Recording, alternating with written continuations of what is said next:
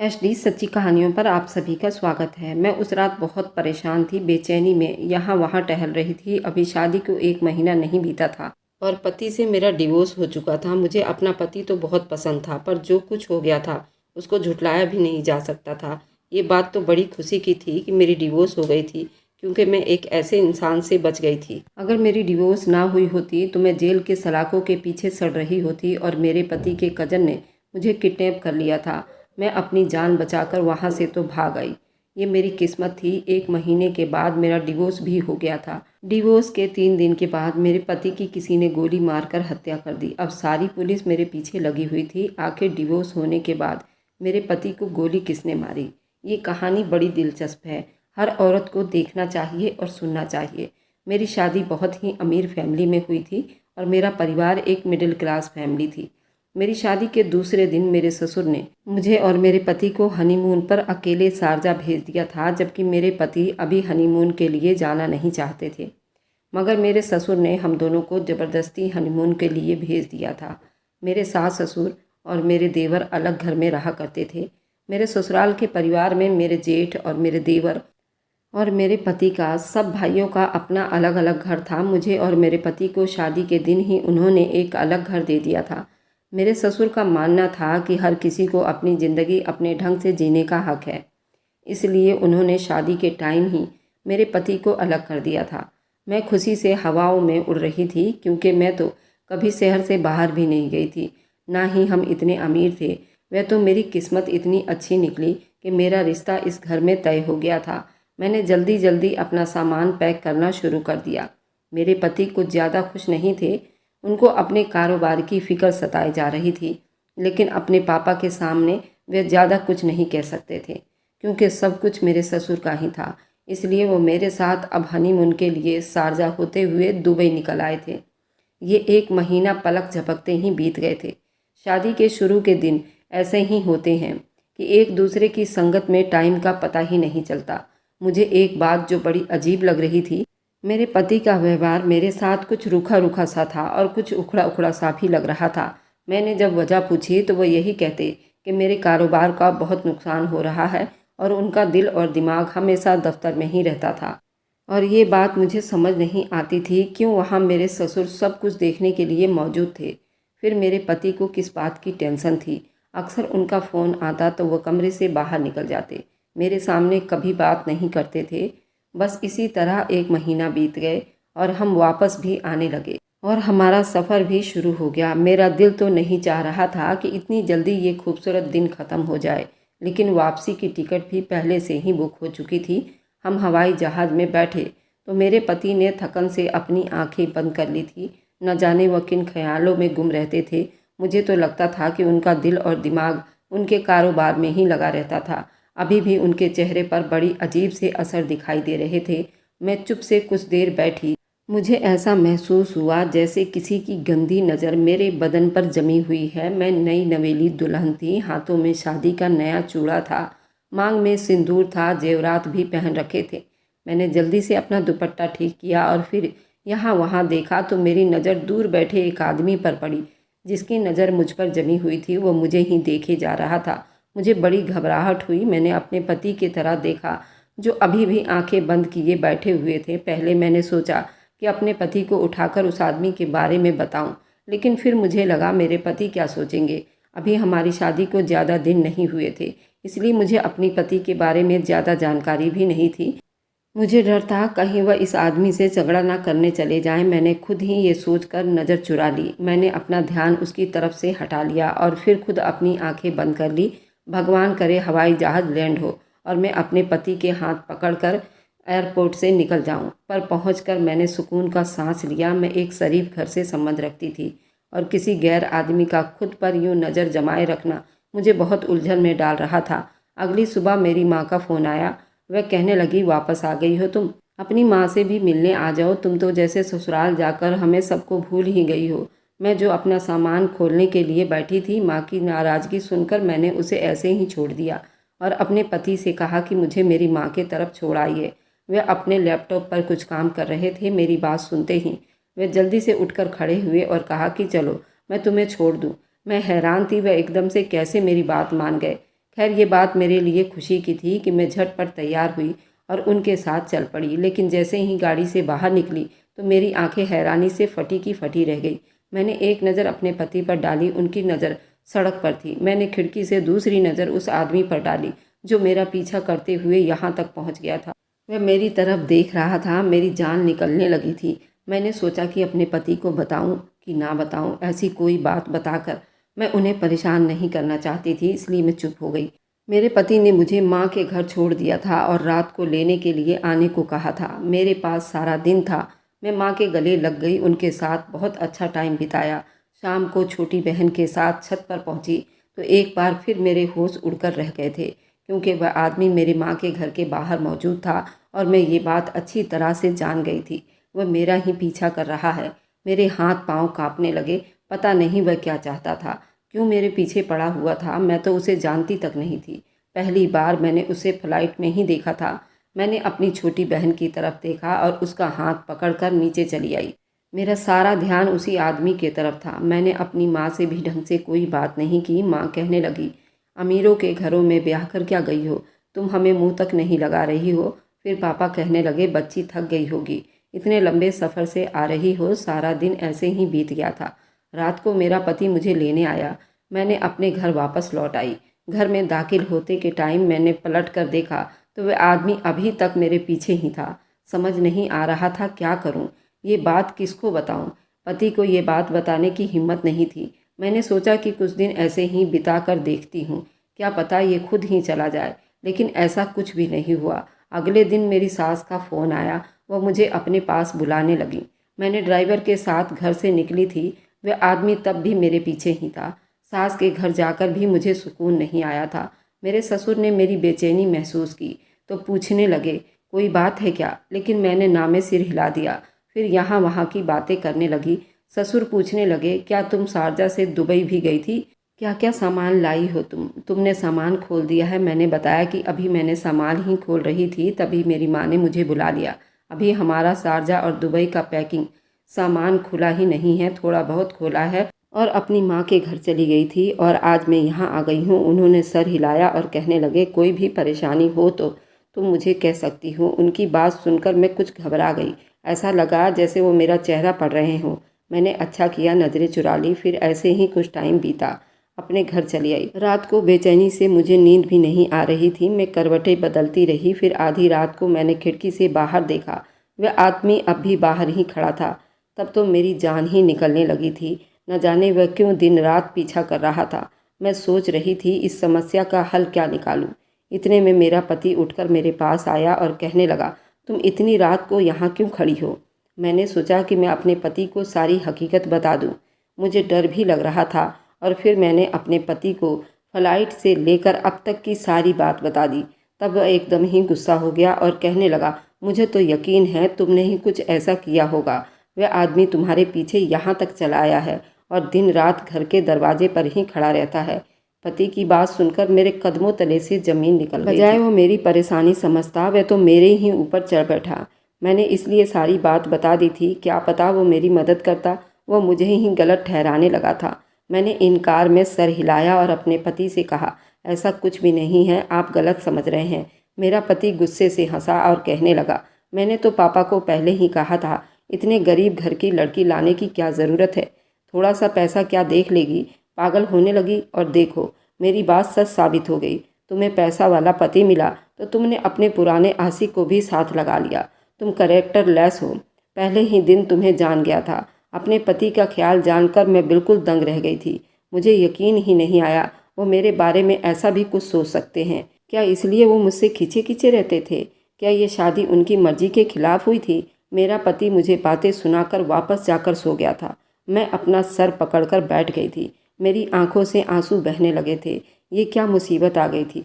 मैंने सोचा भी नहीं था कि शादी के कुछ ही दिनों बाद मुझे अपने पति का ऐसा रूप भी देखने को मिलेगा।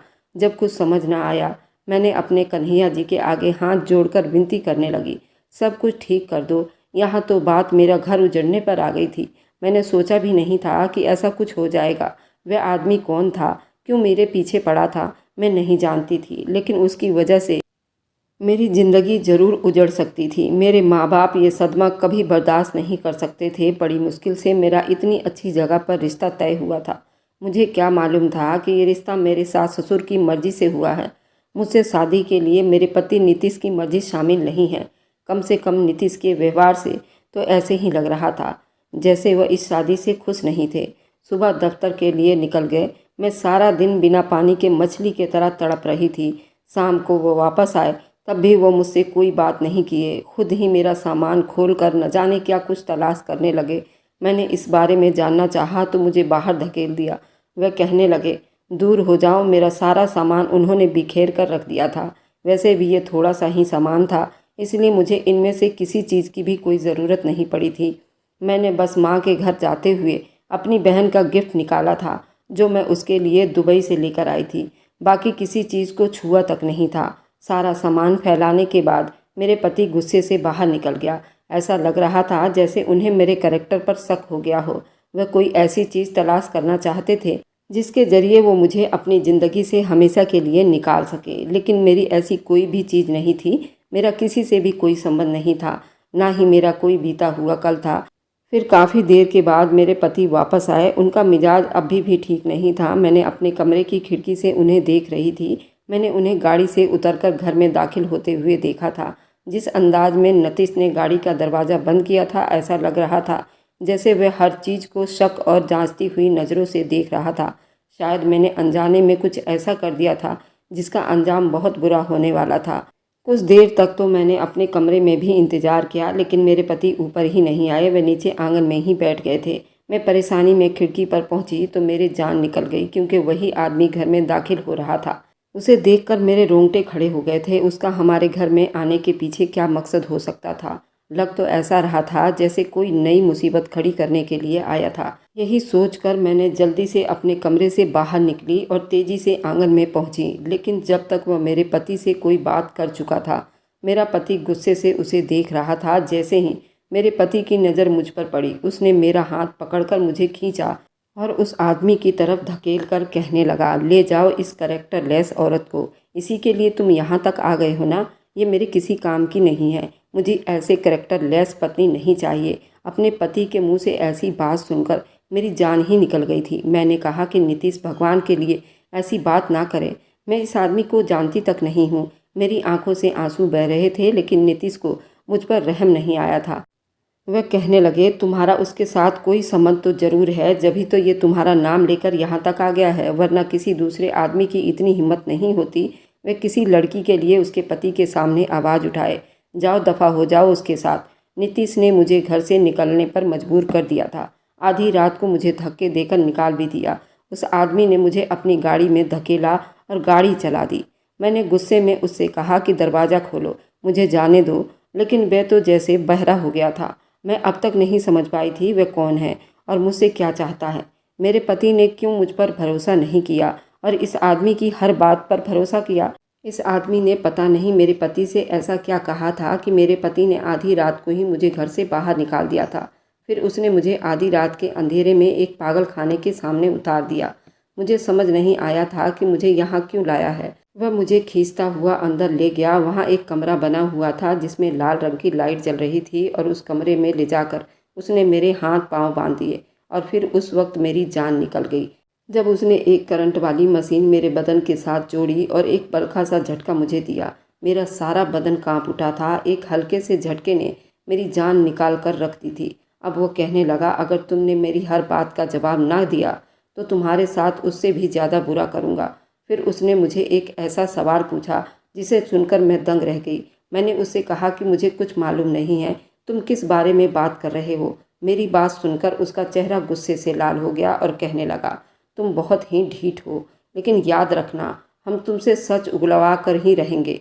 मैंने परेशानी से उससे कहा कि मैं नहीं जानती तुम किस बारे में बात कर रहे हो। वह कहने लगा, दुबई एयरपोर्ट पर तुम्हारे बैग में गलती से मेरा एक सामान आ गया था, मुझे वही चाहिए। मैंने उसे बताया कि मैंने अपना सामान खोला ही नहीं था, बल्कि मेरा सामान तो मेरे पति ने गुस्से में बिखेर दिया था, इसलिए मुझे नहीं मालूम कि उसमें तुम्हारा कुछ सामान था या नहीं।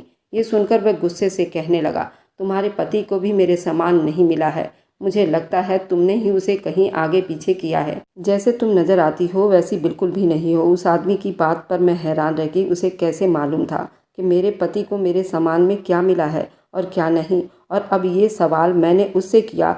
जो जवाब उसने मुझे दिया, ये सुनकर तो मेरे होश उड़कर रह गए थे। वह कहने लगा कि मैं पहले तुम्हारे पति से अपना सामान मांगा था, लेकिन उसको सामान नहीं मिला। उसकी हर बात मेरी समझ से बाहर थी। पहले उस आदमी का मेरा पीछा करना, मुझ पर नज़र रखना, और अब ये कहना कि मेरे पति से उसकी बात हो चुकी है। मैंने कहा कि तुम मुझे ठीक तरह से बताओ, तुम कौन हो और क्या चाहते हो और किस सामान की बात कर रहे हो, और मेरे सामान में तुम्हारी कोई चीज़ कैसे आएगी। फिर उसने मुझे बता दिया कि वह कौन है, वह अपने किस सामान की बात कर रहा था। सच इतना भयानक था जिसे सुनकर यकीन करना भी मुश्किल था। कितने ही पल मैं सोच के समुंदर में गोते पर गोते खाती रही। उस आदमी ने बताया कि वो मेरे पति का कजन है। वे और मेरा पति मिलकर दुबई से यहाँ हीरे की स्मगलिंग करते हैं। जब मेरा पति मुझे हनीमून पर ले गया था तो वो वहीं पर उसने कुछ कीमती हीरे भी स्मगलिंग किए थे। मेरे बैग में रख दिया था और उसे मेरे ही सामान में छुपा दिया था, ताकि अगर पकड़ी भी जाऊं तो मैं ही पकड़ी जाऊं। अब ये दोनों उसी हीरो की तलाश कर रहे थे। वे करोड़ों की हीरे थे, उसका मिलना बहुत ज़रूरी था। मेरा पति खुलकर सामने नहीं आना चाहता था, क्योंकि वह हमेशा इसी तरह शादी करके पत्नी को बाहर ले जाया करता था ताकि उस पर कोई शक ना कर सके। इसी तरह वह करोड़ों की हीरे की हेराफेरी और स्मगलिंग करता था। मैं अपने पति की पहली पत्नी नहीं थी, बल्कि वे 3 शादियां पहले भी कर चुका था। एक बार स्मगलिंग करवाने के बाद में उन्हें डिवोर्स भी दे चुका था। इसलिए अब उसने अपने कज़न का सहारा भी लिया था। मेरे ससुर ने जानबूझकर मुझे अपनी बहू बनाया था, क्योंकि मैं गरीब घर से थी। अगर पकड़ी भी जाती तो मुझे कोई बचाने के लिए नहीं आता। असल में मेरे ससुर का यही कारोबार था। बेटा और बाप मिलकर स्मगलिंग का काम करते थे और मुझे शादी के नाम पर मोहरा बनाकर इस्तेमाल किया जा रहा था। अब मुझे समझ आ गई थी। शादी के अगले ही दिन मेरे ससुर ने मोहब्बत से मेरे हाथ में हनीमून की टिकट क्यों पकड़ाई थी, और असल में तो मेरे जरिए स्मगलिंग करना चाहते थे। लेकिन हैरानी की बात यह थी, मुझे हीरे के बारे में कुछ पता नहीं था। मैंने तो किसी भी सामान को हाथ तक नहीं लगाया था, इसलिए वह जहाँ कहीं भी रखा गया था वहीं से मिलना चाहिए था। लेकिन ये आदमी कह रहा था कि अब यह हीरा मेरे सामान में मौजूद नहीं है। वह कहने लगा, तुम्हारे सामान में एक छोटा सा लाल रंग का डब्बा मिला था, उसी के अंदर तुम्हारे पति ने वह हीरा छुपाया था, लेकिन अब वह डब्बा तुम्हारे सामान में नहीं है। ये सुनकर मेरे होश उड़कर रह गए थे, क्योंकि वह लाल रंग का डब्बा मैंने अपनी बहन के खातिर खरीदा था। उसके अंदर एक घड़ी थी। मुझे क्या मालूम था कि मेरे पति ने उस घड़ी के डब्बे के मखमल के नीचे हीरा छुपाया हुआ था। जब नीतीश को तलाश करने पर भी वह हीरा ना मिला तो उसने अपनी कजन से कहा कि वो मुझे यहाँ से ले जाए और मुझे सच बुलवाए। मेरे घर वाले मेरे बारे में कुछ बात भी करते तो मैं ही कैरेक्टरलेस साबित होती। अब मैं सारा खेल जान गई थी, लेकिन मैं अगर ये बात उस आदमी को बता देती तो मुझे यकीन था वो मुझे यही मारकर चला जाता। मैंने बिल्कुल अनजान होने का नाटक किया और यही कहा, मुझे नहीं मालूम कि वह हीरा कहाँ है। और फिर मैंने बड़ी चालाकी से ये कहकर उस आदमी से दिल में शक डाल दिया कि कहीं मेरे पति ने तुम्हें धोखा तो नहीं दिया, क्योंकि मेरा सारा सामान मेरे पति ने ही खोला था। हो सकता है उसे हीरा मिल गया हो और तुम्हें तुम्हारा हिस्सा ना देना चाहता हो।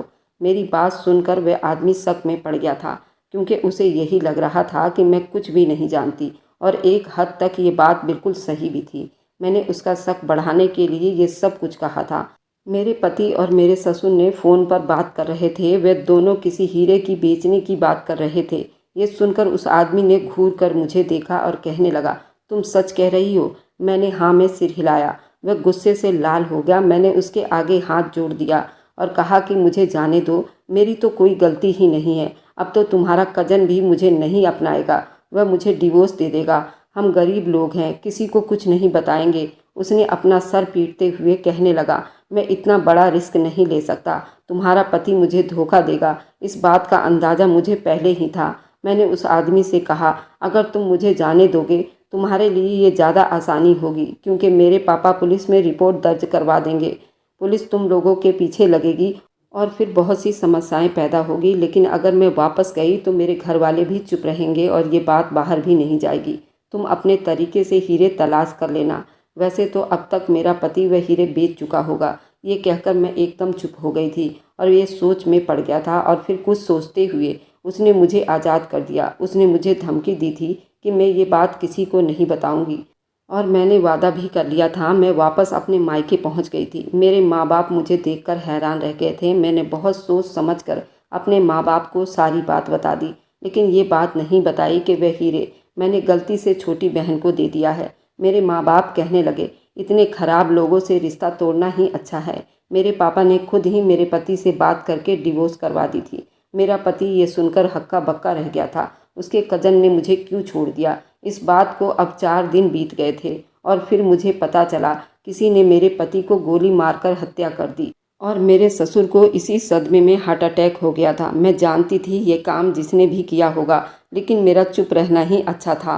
फिर जब पुलिस ने जांच की और पता चल गया कि मेरे पति के कज़न ने ही उसे मारा था, अब वह भी जेल के सलाखों के पीछे पहुंच गया था।